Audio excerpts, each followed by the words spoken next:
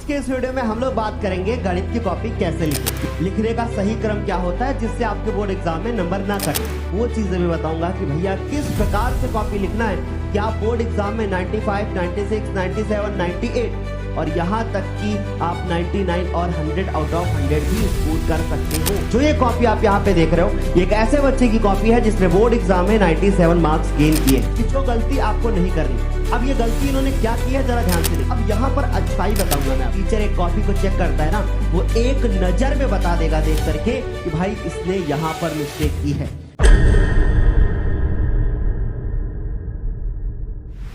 तो चलिए शुरू करते हैं आज के इस सेशन को। सबसे पहली बात, जो ये कॉपी आप यहाँ पे देख रहे हो, ये एक ऐसे बच्चे की कॉपी है जिसने बोर्ड एग्जाम में 97 मार्क्स गेन किए हैं और किस तरीके से उसने लिखा था उसके बारे में हम लोग यहाँ पे डिस्कस करेंगे। देखो, सबसे पहले बच्चे ने क्या लिखा, प्रश्नोत्तर नंबर 1 का ऐसे नहीं लिखना है।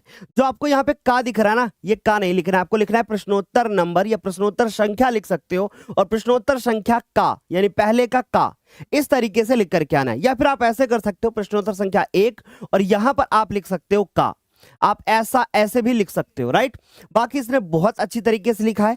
एक गलती जो इसके नंबर्स को काट सकती थी, वो गलती क्या है कि भैया इसने बराबर के नीचे यहां तो बराबर लगाया, लेकिन यहां पर इसके बराबर के नीचे सही से बराबर नहीं लगा हुआ है, जैसे यहां पर भी बराबर के नीचे सही से बराबर नहीं लिखा हुआ है ना। तो भैया बराबर के नीचे सही से बराबर लगाना है। वैसे नंबर इन सब चीजों के कटते नहीं है, लेकिन कॉपी देखने में बड़ी अच्छी लगती है यदि आप बराबर के नीचे बराबर लगा रहे हैं।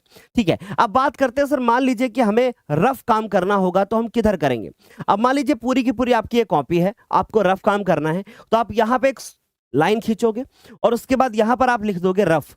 जो भी आपको रफ काम करना है वो रफ काम आप यहां करोगे और करने के बाद फिर आप इसको एक लाइन से ऐसे काट दोगे। ठीक है, इस तरीके से रफ काम। अब कुछ लोग कहते हैं कि भैया रफ काम जो होना चाहिए वो कॉपी के पीछे करोगे।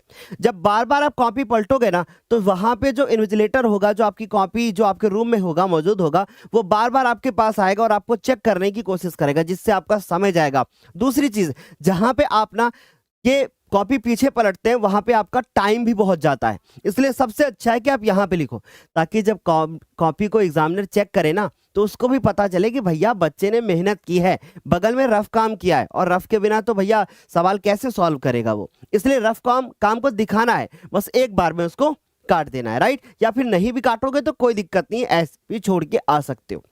आगे चलते हैं।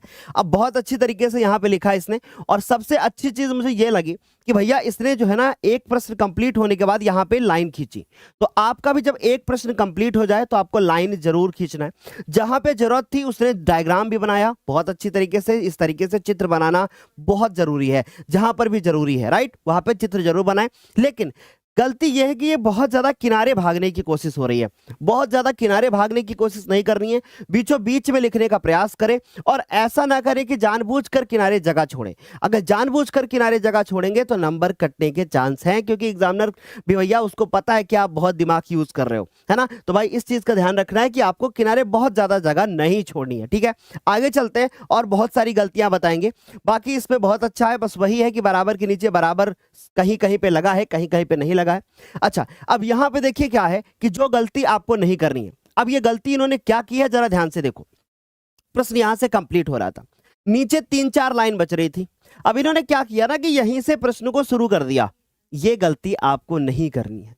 आपको यहां पे बिल्कुल भी गलती नहीं करनी है कि भैया प्रश्न यहीं से शुरू कर दो, ऐसा नहीं करना है। आपको जैसे 2-3 लाइन बची थी ना, तो ये लाइन जो यहां खींची है ना, इसको ये यहां खींच सकते थे, यहां पे ये लाइन खींची जा सकती थी। ठीक है, तो इससे क्या होता है कि थोड़ा सा स्पेस ऊपर से और थोड़ा सा यहां से कवर हो गया। अब जब प्रश्न को स्टार्ट करें तो कहां से करें, नए पेज से करें। ठीक है, अगर ये प्रश्न नए पेज से शुरू होता तो काफी ज्यादा अच्छा लगता, लेकिन बहुत अच्छी तरीके से लिखा है इसने कि भैया देखो, इसने लिखा है कि भैया घटना लिखी, फिर नीली होगी, फिर घटना है, फिर लाल होगी, फिर घटना है, फिर पीली होगी, और सभी की प्रायिकता इन्होंने बहुत अच्छी तरीके से बताई है, राइट। आगे चलेंगे मेरे प्यारे बच्चों।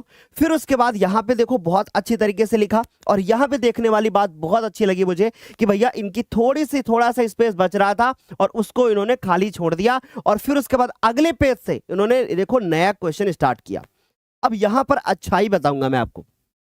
प्रश्न संख्या पहले का जो भी नंबर है, इनका अंगा जो भी नंबर है, वो प्रश्न बहुत छोटा सा था। इन्होंने किया और लाइन खींची, जगह बच रही थी तो इतनी जगह खाली छोड़ना सही नहीं था, इसलिए इन्होंने क्या किया, यहीं पे टेबल बना ली, जो कि बहुत अच्छा लगा, जो कि बहुत अच्छा लगा कि भैया इन्होंने यहीं पर टेबल बना ली। लेकिन अगर आपकी टेबल छोटी बन रही है और इधर जगह खाली बच रही है तो आप यहां पे प्रश्न को सॉल्व कर सकते हो।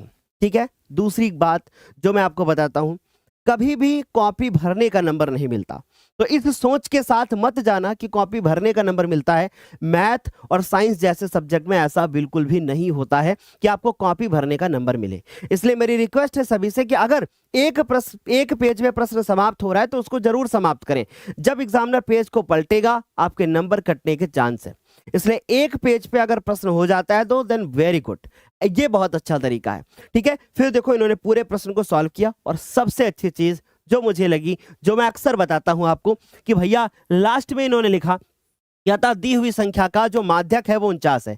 पर देखो अगर मैं ये कॉपी चेक कर रहा होता सच में तो यहाँ पे नंबर इनके काट सकता था। पूछो कैसे? क्योंकि देखो इन्होंने क्या किया, अतः दी गई सारणी, यानी जो दा बनाया वो छोटी की मात्रा लगाई।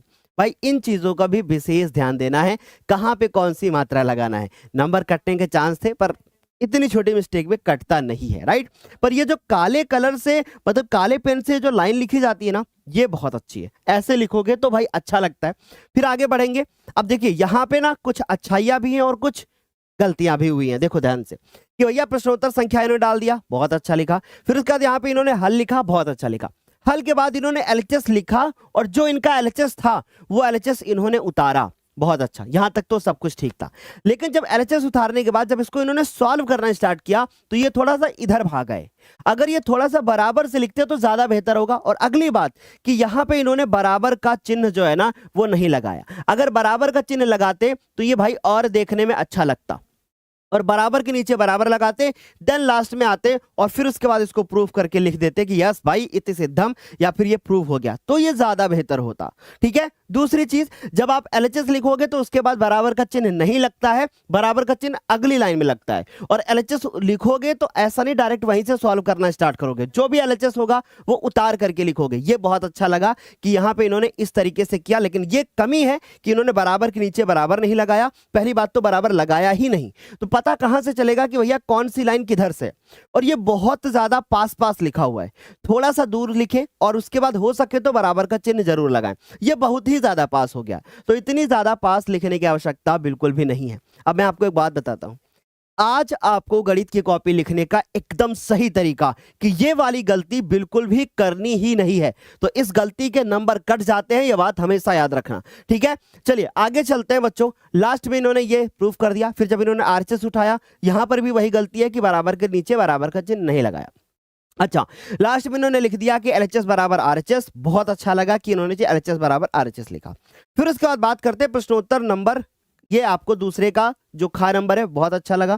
फिर इन्होंने जगह बची थी तो बहुत अच्छे से लिखा कि समीकरण 1 को ए से गुणा तथा 2 को बी से गुणा करने पर, बहुत अच्छे तरीके से लिखा गया।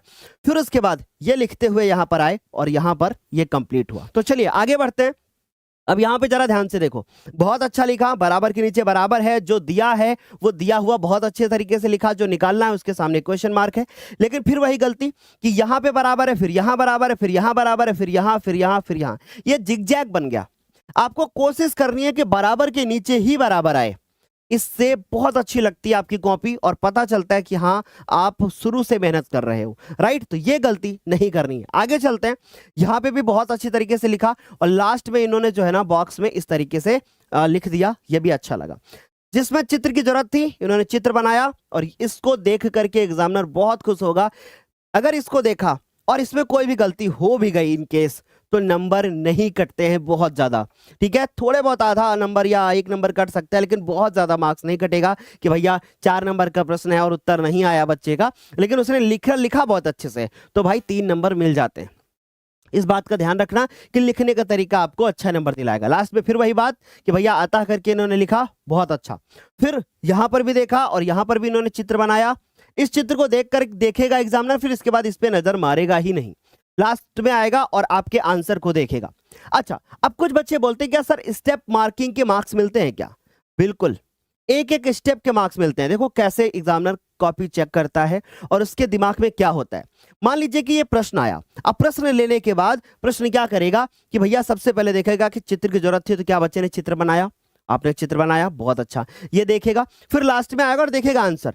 अगर आंसर मैच नहीं कर रहा है तो फिर वो ऊपर से तुम्हारे क्वेश्चन को देखते हुए आएगा कि कहां पे गलती हो गई बच्चे से। एक नजर मारेगा, 4 नंबर का प्रश्न होगा, देखेगा यहां तक सही है, यहां से गलत हो गया, तो वो क्या करेगा, 4 में से 3 नंबर दे देगा।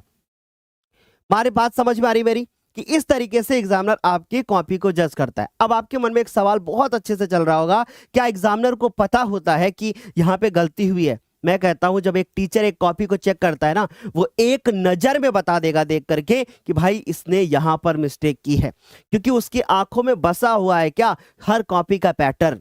कि एक बच्चा बहुत अच्छा लिख करके आया था और आपकी कॉपी जब आएगी तो आपकी कॉपी अगर इंप्रेसिव नहीं हुई तो मार्क्स कट जाएंगे, राइट? इसलिए इंप्रेसिव होना बहुत आवश्यक है।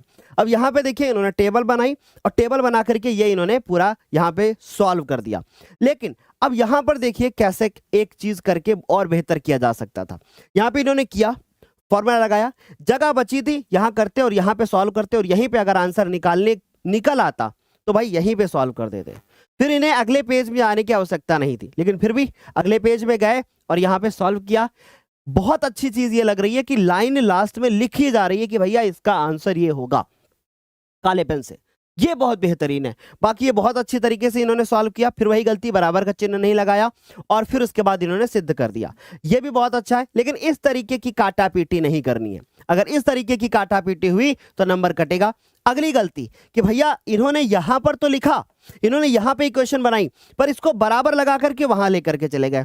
अब क्यों ऐसा हुआ मैं बताता हूं। ऐसा इसलिए हुआ कि उन्होंने बराबर के नीचे बराबर की कोशिश की, तो इसलिए पहले ही बराबर के नीचे बराबर लगा लें और फिर उसके बाद x+4y आप ऐसा लिखना शुरू करें कि भाई बराबर के नीचे बराबर आ जाए। ओके, ये जरूर ध्यान में रखना है। बाकी बहुत अच्छी तरीके से सॉल्व किया, आगे बढ़ेंगे और लास्ट में इन्होंने अपना आंसर निकाल दिया। इस तरीके के और वीडियो के लिए ज्ञानोदय के गुरुजी को सब्सक्राइब करना मत भूलना। मिलते हैं अगले वीडियो में, तब तक के लिए bye, take care, thank you so much.